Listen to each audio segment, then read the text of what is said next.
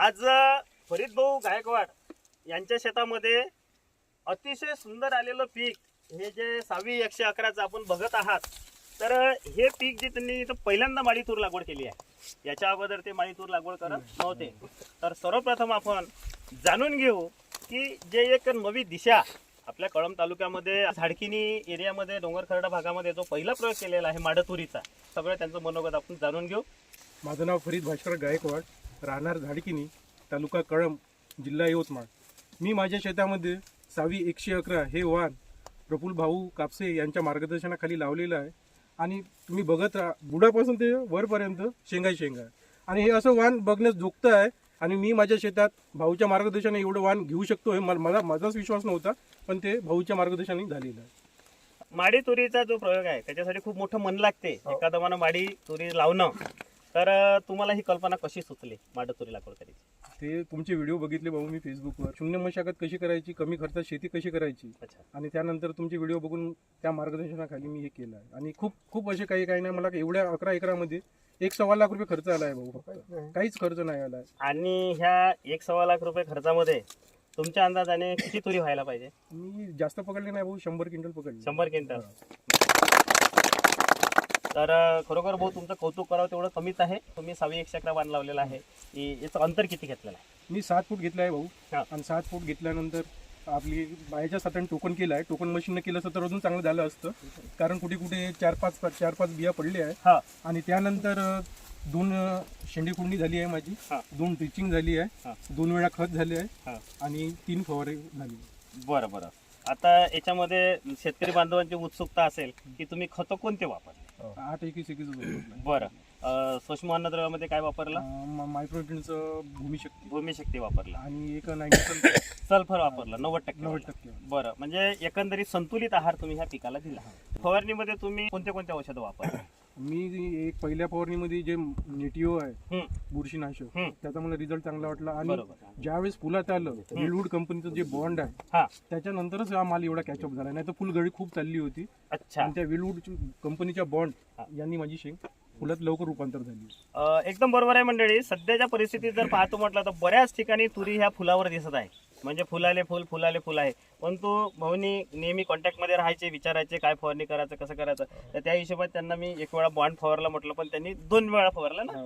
2 वेळा बॉन्ड फवारलं. आणि आज जर पाहतो म्हटलं तर हे बघा, पूर्ण चित्र असं शेंगाने पूर्ण असं लदबदून गेलेलं आहे. कोणतंही जरी आपण झाड पाहतो म्हटलं, फांदी पाहतो म्हटलं तर असा भरपूर असा माल या तुरीला बुडापासून शेंड्यापर्यंत असा लागलेला आहे. आणि खरोखर अप्रतिम चित्र इथे निर्माण झालेलं आहे. या ठिकाणी मला एकच सांगावंसं वाटते की सर्व गोष्टी आपण सर्व शेतकरी बरोबर करतो. म्हणजे लागवड बरोबर करतो, वाणाची निवड करतो, त्याच्यानंतर आंतर मशागत आहे, निंदन आहे, तणनाशकाचा वापर आहे. त्याच्यानंतर जर पाहतो म्हटलं तर याच्यामध्ये खताचे डोस आपण सगळं देतो. फक्त तुरीमध्ये जो महत्वाचा रोल आहे मंडळी, तो आहे योग्य फवारणीचा. आणि योग्य वेळी तर योग्य फवारणी घेतली. जसं आता तुम्ही बुरशीनाशकामध्ये नेटिओ घेतलं, अजून कोणते बुरशीनाशक घेतले? प्रायझर घेतलं, अजून आणि आपलं ॲमिस्टा टॉप. हे 3 हे स्टँडर्ड बुरशीनाशक त्यांनी घेतले. आणि त्याला सोबत होती विलवूड कंपनीचे जे फुलाचं रूपांतर शेंगामध्ये करण्यासाठीचं आहे, ज्याचं नाव आहे बॉन्ड. 30 ग्रॅमची ते पुडी येते. त्याच्यामध्ये किती पंप केले भाऊ तुम्ही? 8 पंप केले. आणि ह्या सगळ्या गोष्टी केल्यामुळं त्यांची तुरात पूर्ण अशी जमिनीखाली लपवून गेली आहे. आता संपूर्ण आपण शेत पाहिलंच आहे सगळ्यांनी. तर हे खूप छान सुंदर असं चित्र आलेलं आहे. कोणतंही जरी झाड पाहतो म्हटलं, दादा आता हे झाड इथे दाखवू शकता बाजूला, तेव्हा इथे सुद्धा आपण पाहतो म्हटलं तर हे इथे सुद्धा अशा भरपूर तुरी अशा आपल्याला लपवून गेल्या अशा दिसत आहे. इफको कंपनीचे क्षेत्र अधिकारी फलटणकर साहेब, नमस्कार. तूर पिकामध्ये सगळ्यात महत्त्वाची संवेदनशील अवस्था ती म्हणजे फुलधारणा. याला सुद्धा संतुलित आहार दिला म्हणूनच फुलाचं रूपांतर शेंगेमध्ये व्यवस्थित झालं. बारकाईने जर बघितलं तर बघा 5 ते 6 दाण्याची शेंग आहे. आणि खरंच जेवढे दाणे जास्त तेवढं पोषण त्याला जास्त लागतं. थोडं महत्त्वाचं आहे, जाणून घ्या, कारण ही तुमच्या आयुष्यभराची शिदोरी राहणार. बरोबर. कोणतंही झाड त्याच्या प्रजनन अवस्थेमध्ये असलं, जेव्हा आपल्याला एका दाण्याचे 4 दाणे 5 दाणे होणार, तेवढी ताकद त्या झाडाला लागणार. तर या अवस्थेमध्येच आपल्याला ही अवस्था ज्यानं व्यवस्थित तुरीमध्ये साधली त्याचं तूर पीक हे सक्सेस झालं असं समजायचं. याच्यामध्ये जसं आता भाऊंनी सांगितलं, फवारणीचं नियोजन आणि खत व्यवस्थापन आणि पाणी व्यवस्थापन, या 3 गोष्टी आपल्याला एकदम बारकाईनं बघावं लागतात. आणि हा जो 15 ते 20 दिवसाचा टाईम आहे, याच्यामध्ये तूर पिकामध्ये लक्ष दिलं की त्याचं तूर पीक एकदम चांगल्या रीतीनं येतेच सर्वच. आता ही जे वाण आहे 111 जास्त कालावधीचं आहे, आणि जास्त कालावधी म्हणलं की तेवढंच त्याला अन्नद्रव्य जास्त लागणार. एक खादाड पीक आहे, जास्त दिवस जास्त खाणं लागणार आहे, म्हणून याला अतिरिक्त अन्नद्रव्य व्यवस्थापन आपल्याला द्यायचं. त्याच्यामध्ये काय द्यायचं, भाऊनी सांगितलं खताचं 8-21-21. तर 8 कोणतंही खत म्हणलं की कोणत्याही पिकाला आपल्याला 17 अन्नद्रव्य लागतात. 17 अन्नद्रव्य लागतात. त्याच्यातलं एक जरी कमी झालं तरीही आपल्या पिकाचं उत्पादन घटत असते. आपण नशिबवान आहोत, आपण यवतमाळचे शेतकरी आहोत, आणि आपली काळी आई एकदम आपल्या पिकासाठी एकदम सुपीक आहे. बरोबर. तर सर्वप्रथम आपल्या काळी आईचे आपल्याला आभार मानायला पाहिजे. आज एवढं भरघोस उत्पादन देते, कशामुळं? आपली काळी आई चांगली आहे आणि आपलं एक व्यवस्थापन. त्याच्यामध्ये एक दुसरी गोष्ट सध्याच्या परिस्थितीमध्ये एक मी इथं सांगू इच्छितो. या परिस्थितीमध्ये काही शेतकऱ्यांच्या कोरडवाहू तुरी असतील ना, आणि काही ओलिताच्या असतील. या परिस्थितीत एखादा खताचा डोस जर द्यायचा असला आपल्याला, तर कोरडवाहू पिकामध्ये आपल्याला खताचा डोस देता येत नाही. बरोबर. याच्यासाठी पर्याय आहेत भरपूर. याच्यामध्ये अन्नद्रव्य नत्र, स्फुरद, पालाश, झिंक आणि बोरॉन या अन्नद्रव्याची या परिस्थितीमध्ये कोणत्याही परिस्थितीत झाडाला कमतरता भासणार नाही, याची आपल्याला काळजी घ्यावी लागेल. त्याच्या माध्यमातून आपल्याला फवारणीच्या माध्यमातून खतं आणि औषधं याची फवारणी करावी लागेल. याच्यामध्ये आपण जे काही आता बॉन्ड नावाचं जे हे उत्पादन फवारलेलं आहे, तर याच्यामध्ये काय आहे, जास्तीत जास्त अन्नद्रव्य आणि फुलधारणा होण्यासाठी याचं काम आहे. तर नत्र, स्फुरद, पालाश, बोरॉन, झिंक या गोष्टी जेव्हा आपल्या झाडाला या संतुलित प्रकारे भेटतील, तर झाडात फुलगळ जे सध्या सर्वात जास्त अडचण आहे आपली फुलगळ. पण फुलगळीचा जो सर्वात महत्त्वाचा शेतकऱ्याचा संभ्रम आहे की भाऊ आमचे फुलं गळा लागले.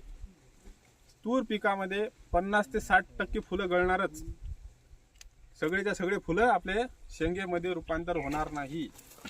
आपल्याला जास्तीत जास्त एकरी 10 ते 12 क्विंटल जरी उत्पादन घ्यायचं, तर आपल्या तुरीला किती फुलं पाहिजेत? 100 धरले तर त्याच्यातले 40% जरी फुलं धरले खूप झाले. आणि ते 40% फुलं अत्यंत या संवेदनशील अवस्थेत टिकवायचे असतील, तर आपल्याला जी फवारणी सांगितली बॉन्ड या उत्पादनाची, ती व्यवस्थितरित्या उत्पादनाची फवारणी घ्यायची आहे. त्याच्यानंतर दुसरी गोष्ट झिंक आणि बोरॉन हे अन्नद्रव्य आहेत. त्याच्यामध्ये झिंक सल्फेट आपण पावडर फॉर्ममधला आता शेतामध्ये टाकू शकत नाही. तर याच्यामध्ये नॅनो झिंक आलेलं आहे बाजारामध्ये, नॅनो प्रकारमधलं. तर त्याची एक फवारणी आपल्याला करायची आहे. त्याच्यानंतर बोरॉन. तर बोरॉन याची काम काय आहे माहिती आहे का? हा जो शेंडा आहे, शेंडा, त्या शेंड्यातल्या 2-4 शेंगा आपल्या भरतच नाहीत. बरोबर आहे.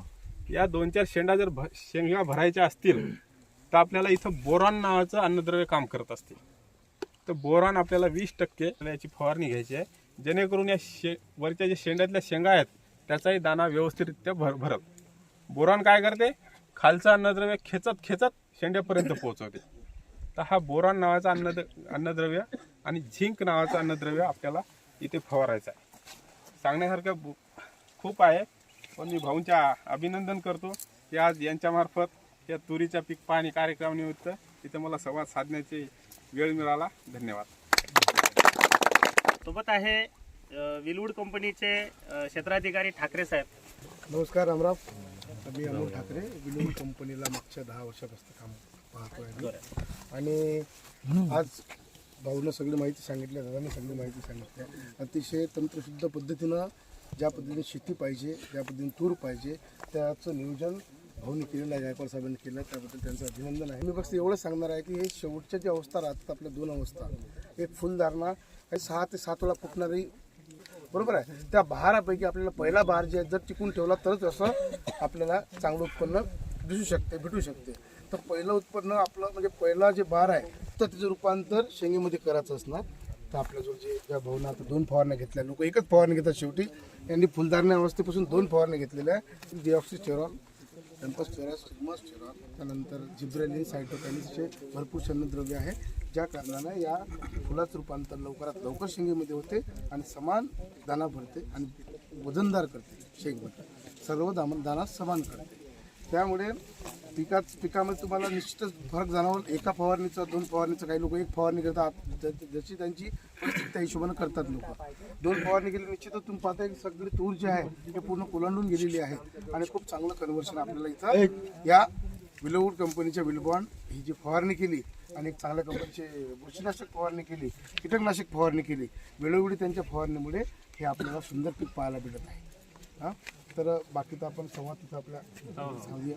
धन्यवाद, थँक्यू. पूर्वी बघा या वाहनाचं वैशिष्ट्य जे म्हणलं तुम्ही, व्हरायटी 5 ते 6 दाण्याच्या सलग शेंगा येतात. 6 दाण्याच्या म्हणजे बघा, जिथं 5 माणसं काम करणार ते 6, तर 6 म्हणजे एक दाना शिल्लक तर अख्ख्या शेतामध्ये किती आपलं उत्पादन वाढणार आहे.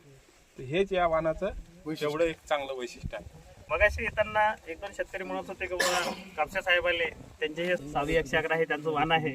परंतु मंडळी, तुम्हाला या ठिकाणी मला सांगायला आवडेल की हे ॲग्रिकल्चर केल्यानंतर 20 वर्ष मी कंपनीमध्ये काम केलं आणि त्याच्यानंतर 11 वर्षापासून माझं कृषी सेवा केंद्र आहे.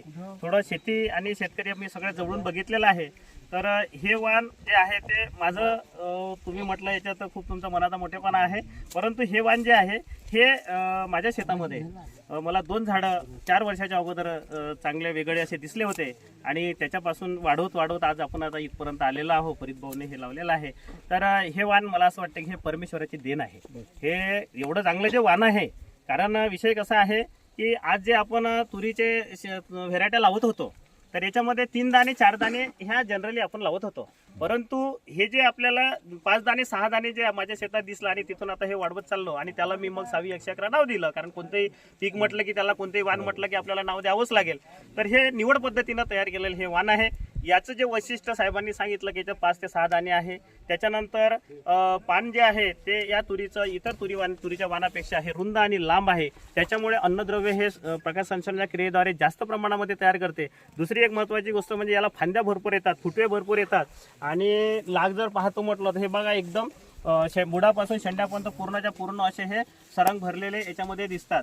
तिसरी एक गोष्ट महत्त्वाची, या वाणामध्ये सर मी 4 वर्षापासून पाहून राहिलो, धुक्यारीचा प्रॉब्लेम याच्यावर जास्त जाणवत नाही. जेव्हा कधी धुयारी येतात आणि पूर्ण बार आपला गळून जातो, पण हे दणकट मजबूत जात असल्यामुळं हिला जास्त धुक्यारीचा प्रादुर्भाव हिला जाणवला नाही. म्हणजे हमखास उत्पादन देणारं वाण आहे. याचा जो कालावधी आहे, जुनी जे आपण पहिले आशा तूर लावायचो, जे लेट वाण होतं, जे आपल्या तुरीपेक्षा 10-12 दिवस 15 दिवस उशिरा येते, तर हे त्या कालावधीचं हे वाण आहे. म्हणून हिला लागवड करायची असेल तर ज्यांच्याकडे पाण्याची व्यवस्था आहे ते शेतकरी या वाणाची लागवड करू शकता. किंवा एकदम भारी काळीची जमीन आहे, जिथं कठाणी हरभरा आपल्या शेतामध्ये येते, अशा जमिनीमध्ये या वाणाची लागवड करायची आहे. किंवा हलकी जमीन असेल आणि पाणी जर असेल तर काहीच प्रॉब्लेम नाही आहे. आज महाराष्ट्रामध्ये सर्व ठिकाणी हे वाण आता शेतकऱ्यांनी बऱ्याच ठिकाणी लागवड केलेली आहे आणि सर्व शेतकऱ्यांचे जे रिझल्ट आहे अतिशय सुंदर आहे. तर मंडळी, आपण सर्व शेतकरी आपल्या वेळातला वेळ काढून या ठिकाणी आलात आणि ह्या संपूर्ण 11 एकर फरीदभाऊच्या तुरीची पाहणी केली आणि मला मनपूर्वक त्याचं अभिनंदन करावं असं वाटतं की जेव्हा ते माझ्याकडे कळमला आले, पहिल्यांदा त्यांनी माझ्या यूट्यूबवरून फेसबुकवरून व्हिडिओ पाहिले होते आणि त्यांनी दुकानात भेटायला आले, मला वाटतं मे महिन्यात समथिंग काहीतरी, आणि त्यांनी सांगितलं का साहेब तुमचे मी व्हिडिओ पाहिलेले आहे आणि मला सलग तुरीचे आणि मला सुद्धा माझ्या शेतात आता मला सलग तूर करायची आहे. कारण कापूस लावून सोयाबीन लावून मी थकलो आहे, काहीच उत्पादन मला मिळून राहिलेलं नाही. पण एक कुठंतरी आशेचा किरण तुमच्या व्हिडिओमध्ये मला दिसत आहे आणि मी एक नाही जवळजवळ 15-20 तुमचे व्हिडिओ पाहिलेले आहे. तर मला यावर्षी मात्र माझ्या शेतामध्ये पाण्याची व्यवस्था आहे, 6-111 लावायची आहे, बियाणं द्या. आणि त्या पद्धतीने मी बियाणं दिलं. बियाणं दिल्यानंतर त्याचं जे व्यवस्थापन आहे, आज जर पाहतो म्हटलं तर याला मगाशी त्यांनी सांगितलं की मायक्रोन्यूट्रन दिलं, सल्फर दिलं, नंतर रासायनिक खत सुद्धा व्यवस्थित दिले. हे सगळं पोषण त्यांनी व्यवस्थित केल्यामुळं आणि फवारणीमध्ये चांगल्या बायोस्टिम्युलंटचं जसं विलबॉन्ड आहे, बुरशीनाशकं चांगल्या, ह्या सगळ्या गोष्टी केल्यामुळे आज त्यांचं इथं उत्पादन आलं. आणि जेव्हा आले होते तेव्हा भाऊ जमन ना, 2-3 वेळा त्यांचा मला हा प्रश्न राहायचा, भाऊ आपण माडतूर लावून राहिलो, जमन ना, नाहीतर माझे हे चाललं जाईन, सोयाबीन नाही चाललं जाईन, समजा कापूस चालला जाईन. मी त्यांना एकच म्हणायचो की भाऊ तुम्ही बिंदास राहा, जो काही माझा अनुभव आहे आणि आपण चांगलं काम करून राहिलेलो आहे, आपल्याला यश मिळणारच. आणि लागवड केल्यानंतर सुद्धा काही त्यांचे मित्रमंडळी म्हणायचे अरे त्याच्यामध्ये सोयाबीन लावलं असतं तर बरं राहिलं असतं, किंवा एक वेळ आई सुद्धा म्हणत होती म्हणजे अरे त्याच्या कशाला जी निस्ती तूर लावून दिली, कारण तूर हे लावल्यानंतर कसं शेत आपलं मोकळं दिसते आणि बाकी शेतं हे असे बुजून दिसतात. तर त्याचा मला फोन यायचा. मी त्यांना एकच सांगायचो, भाऊ तुम्ही चिंता करू नका, मी तुमच्या पाठीशी आहे, मी तुमचं उत्पादन आणून देणार. आणि हा जो मी त्यांना विश्वास दिला होता आणि परमेश्वराच्या कृपेने तो विश्वास साध्य झाला. आज 11 एकरमध्ये त्यांना 100 क्विंटलच्या जवळपास तूर हे होणार आहे. याचं मला मनस्वी सुद्धा खूप आनंद वाटत आहे. आणि याच्यापेक्षा दुसरी कमाई एक माझ्यासारख्या माणसासाठी दुसरी कोणतीही नसेल जगाच्या पाठीवर, असं मला या ठिकाणी सांगावं असं वाटते. आणि आपण सर्व शेतकरी सुद्धा भविष्यामध्ये 1 एकर लावून पहा, 2 एकर लावून पहा, माडं तूर जर आपण लावली तर ते प्रयोग करून पहा. कारण आता यावर्षी पहा, सोयाबीन ज्यांनी लावल्या त्यांना 1 क्विंटल 2 क्विंटल सुद्धा सोयाबीन झाले नाही. आता तुम्ही जर सोयाबीन इथं लावलं असतं, उत्पादन झालं नसतं तर तो खर्च वाया जात होता ना. आज तो तुमचा खर्च वाचलेला आहे. तूर आता याशिवाय तुम्हाला तुरीचं पीक आलेलं आहे, ज्यांना शक्य होते त्यांनी ते लावा. तर अशा पद्धतीनं मंडळी पीक कोणतंही घ्या, त्याचं मात्र नियोजन करणं हे खूप महत्त्वाचं आहे. असं नाही का बा आपण लावून दिलं आणि आता आपल्याला पिकलं, असं हे होणार नाही. जसं फलटणकर साहेबांनी सांगितलं का सूक्ष्म गोष्टी छोट्या खूप महत्त्वाच्या आहेत, तर त्या पद्धतीने करा. आणि खूप बरं वाटलं तुमच्या झाडकिनी या गावामध्ये आज 111चं हे एवढं मोठं सुंदर आलेलं पीक पाहून मला सुद्धा खूप आनंद वाटला. मला असं वाटतं माझ्या घरच्या शेतापेक्षा यावर्षी भाऊ तुमच्या शेतामध्ये खूप चांगलं आलेलं आहे. तर पुन्हा एकदा आपण फरीद भाऊसाठी जोरदार टाळ्या वाजवून त्यांचं अभिनंदन करू.